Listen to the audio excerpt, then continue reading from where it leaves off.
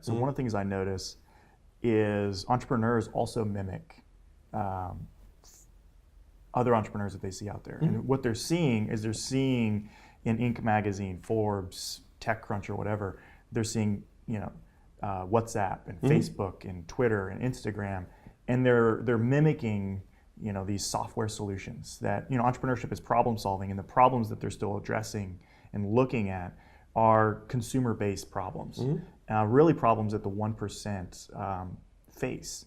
How do we help entrepreneurs understand that they can apply the same skill set they have, the passion that they have, the experience and insight towards community problems, problems that matter for where they live, that they might even be more successful at solving given an asset-based approach from a community?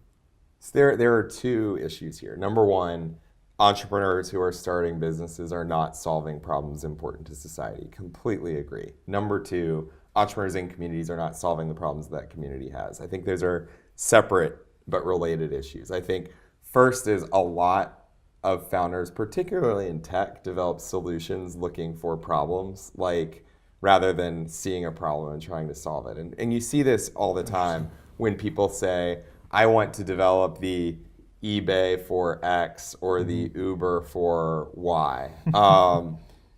The Uber for tractors, I think, is one I saw recently. That comes from Uber has been successful. Here is a big market. Let me apply A to B, rather than saying, look, I am a farmer. I know that people have a very hard time getting a hand on tractors. I know and understand this market. Is Uber the best solution? I don't know, maybe not. People solve problems they understand. How Uber got started was 3 Silicon Valley bros wanted to go around on Friday night, wanted to take girls out, and wanted to take them out in a black car that would impress them. That is a problem that a guy in Silicon Valley in the tech community has. I want a date. I can give them a more affordable town car experience. And then Uber goes from there, and they say, well, if black cars can do it, maybe regular cars can do it. We can bring the price down.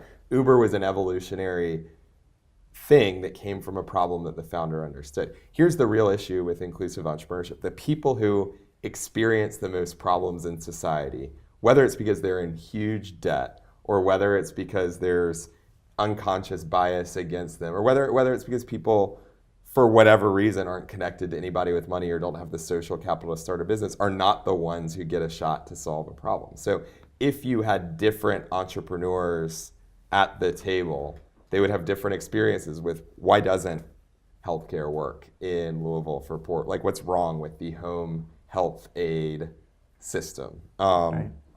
Most people who are not home health aides don't understand why it's a huge problem. If you are on the receiving end of paying home health aides not very much money for okay care, you think it's probably working fine. But right. Because we have most people unable to even be in the position to start a business, the sample size of problems that we're trying to solve is pretty limited to the upper end of the income spectrum. And that's why we see all these entrepreneurs solving problems for wealthy people, is because people solve what they understand.